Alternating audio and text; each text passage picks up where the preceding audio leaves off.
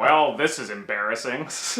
Yeah, so these come out much later than when the earlier ones air, because we kind of shoot them back to back, but... So there's probably about 5 of these vlogs where we say, man, isn't Ving Rhames amazing? I mean, he's not nearly as good as Tony J, but by God. I'm pretty sure, I don't remember who did it, but I'm pretty sure the Ving Rhames thing was me. It was, yeah, the Tony J was definitely me. That was you, and I think I just blindly agreed, like, yeah, because I haven't seen that. It sounds just like it. No, the funny honestly, thing... I looked it up, and it doesn't that much, but I mean, the thing is, I haven't seen that Spider-Man show since it aired, like, in the mid-90s. Yeah, well, we just saw the Daredevil movie, so what's your excuse for that? Well, my excuse is I'm just terrible with actors and names. So. No, the funniest thing... I do. is okay, because, like, I get names wrong all the time, sometimes he does too. When you do it with a black person, it makes it, like, 10 times worse. Did I, when people said that, because I hadn't seen...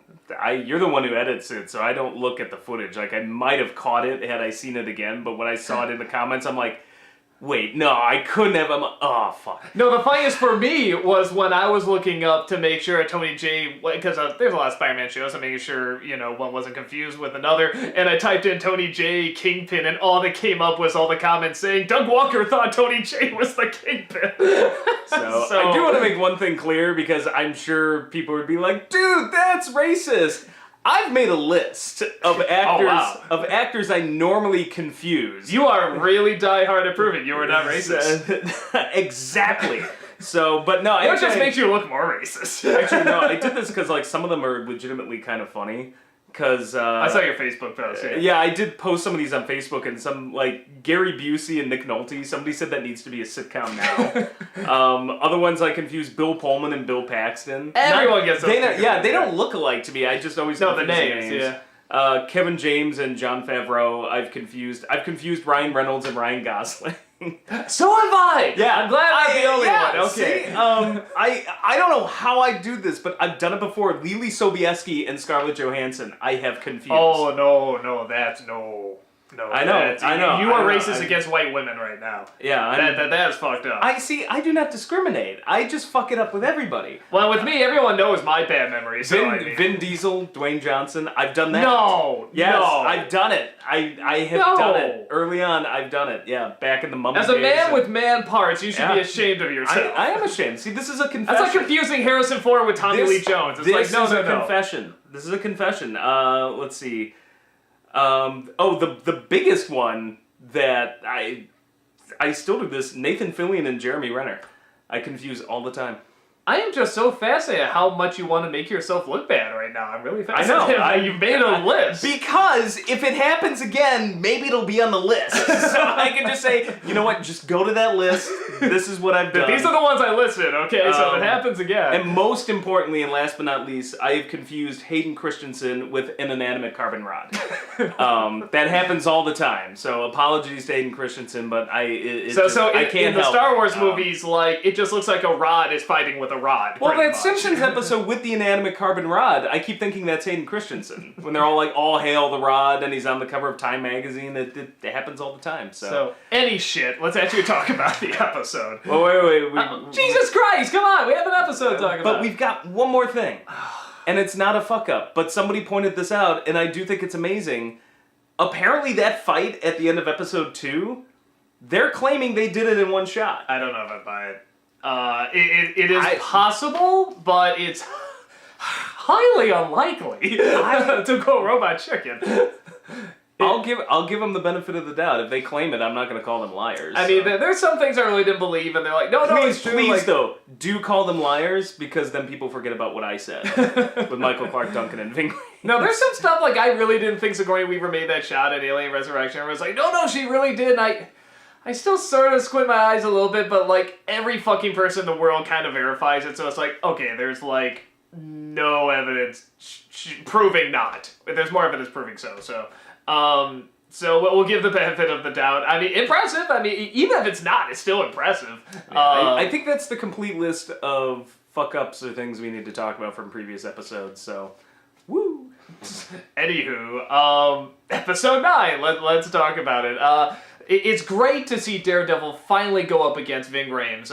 We've been waiting for this for a long time. Now don't start that again. But I really mean it is. First of all, great starting Okay, off you know what with, though? You know what? No, you fucking started. I'm just gonna say it would be awesome if he went up against Ving Rhames, okay? And not Ving just Rhames is Kojak. no, yeah, not Kingpin, just Ving Rhames. Ving Rhames is his own character. But, no, it's cool to see him go up against Kingpin, but a great starting off, because you think the only fight you're going to get is this pretty cool fight with this ninja guy, who you then find out, how do you say his name again?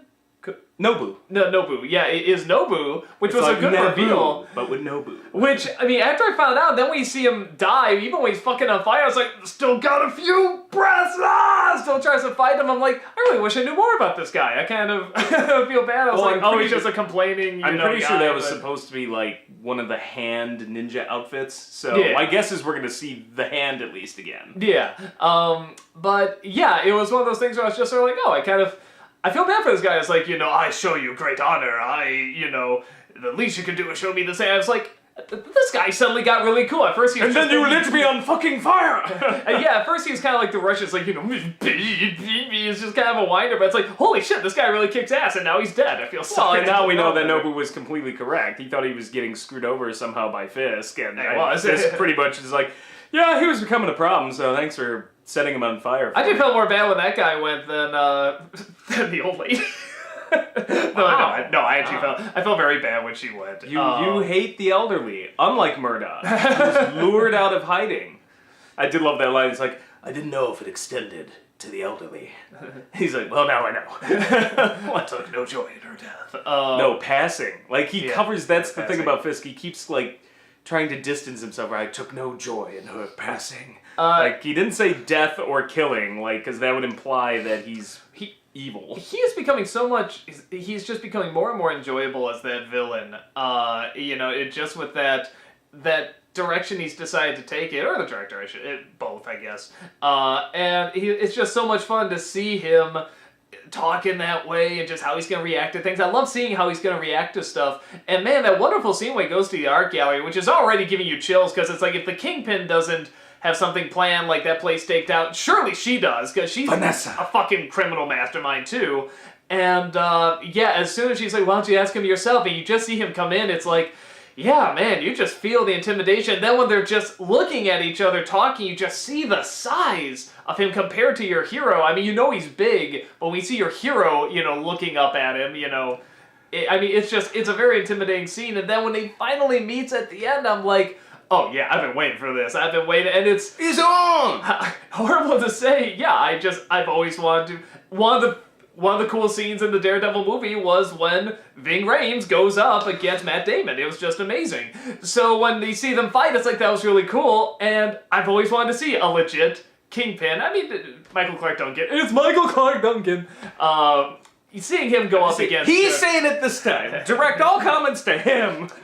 Seeing him go up against, Daredevil is cool, but it's even cooler to see him go up against, like, a real Daredevil. I want to see, like, these two really well thought out. I think, too, and it's something that the movie Daredevil never did, was there was just no connection between the two.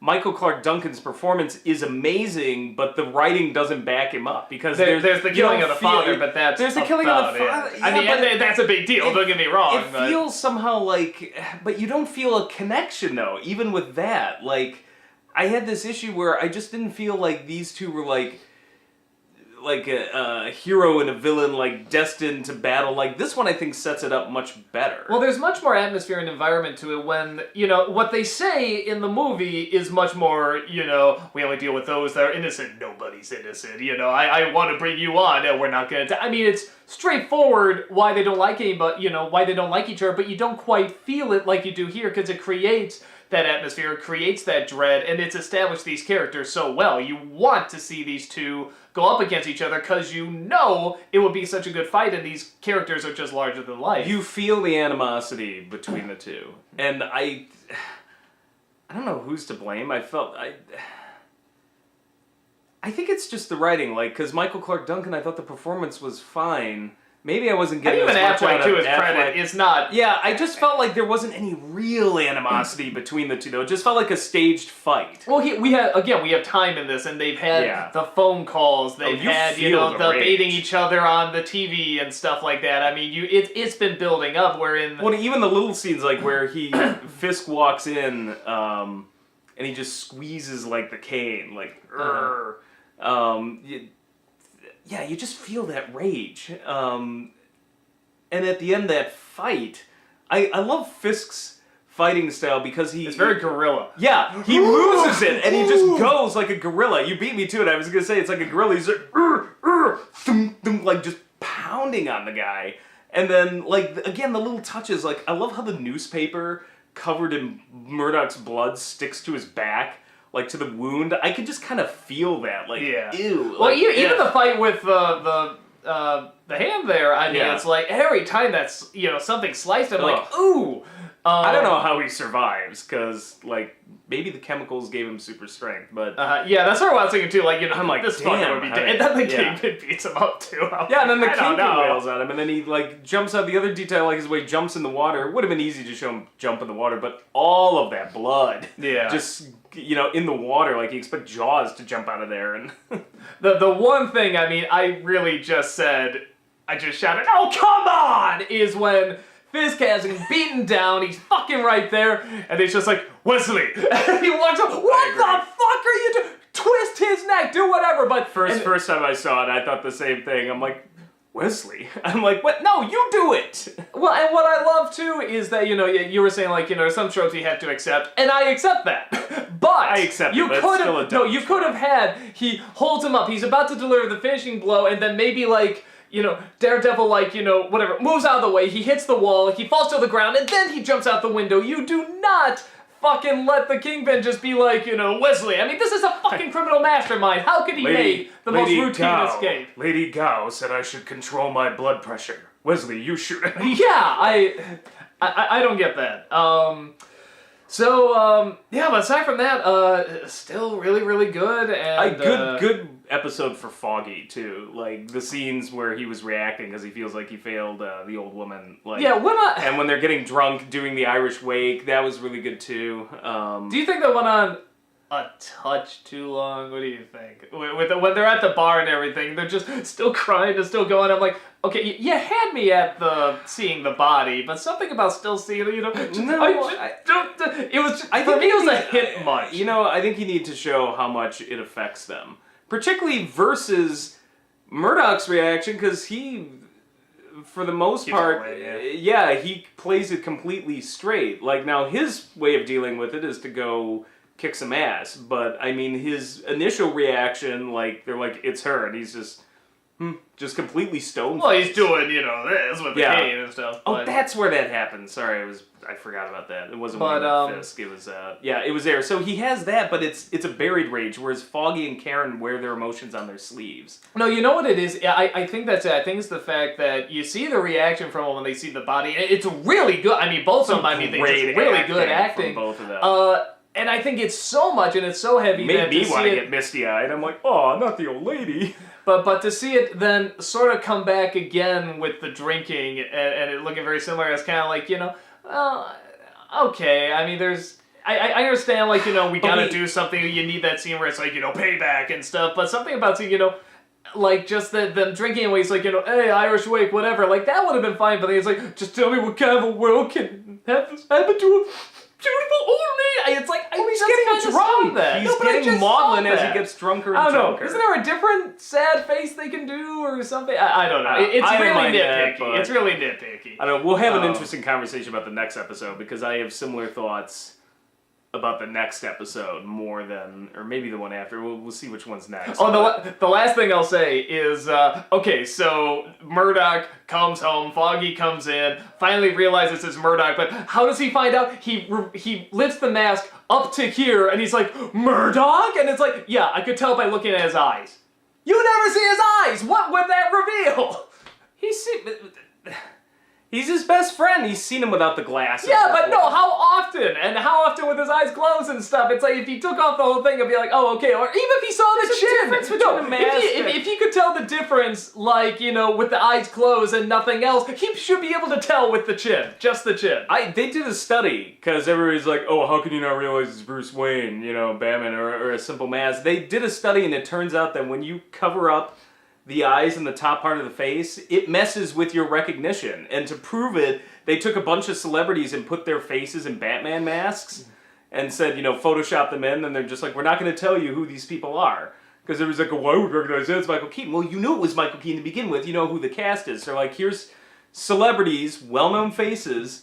See if you can recognize them. I got 2 out of 10. Well, okay, no. Like, let me put it this way. Now, true, I confused Michael Clark Duncan and Ving Rhames, so I may not be the best one. As someone who openly admits I would be fooled by the Clark Kent Superman thing, like those glasses would throw me out, because I really am, you know, that oblivious and that blind, I guess. But a number of people took this test, and it's true. Most couldn't get most of them. The most hilarious was they had Hillary Clinton in a Batman mask. I'm like, wow, would not have gotten that at all. Like, it's completely different looking face. No, but it's I think he should have taken the whole mask off with it. But again, that's a really nitpicky nitpick. That didn't bother me. Hey, what about that charming conversation with the priest? Oh, yeah. Hootsie and Tootsie alike love this guys, and then this other guy came and then hacked him in front of his family. I'm like, thanks, Father. You know, it's nice to see more with the priest. It is. It's a great scene. I'm just like, wow, like any just chance for a sliver of hope in that conversation. Just that whole story. I'm just like, that was like something out of Dark Knight. It's like some people just want to watch the world burn. Yeah, like, it's nice. It's nice to see the priest get more, because he actually, again, they make him interesting. They pick a good actor to do it, because that's just, we've seen the priest in a superhero movie as like the psychic or whatever so often. And again, it's just so easy for them to get boring. So you have to have good writing, and you have to have a good actor. A cliched conversation in an interesting way. Yeah. It kind of makes you forget it's a cliched conversation. Because, I mean, right away, I like it when do you believe in the devil, Father? Like, the second he starts going there, I'm like, oh, this is gonna suck. Like, I've seen this in every other comic book movie with good versus evil, and like, but he does they found a way. Yeah, they found a way to make it really interesting to listen to, and it's acted beautifully, shot gorgeously. No, I like that too. So very, very cool. Shit's getting real, man. It's gonna get realer in the next one.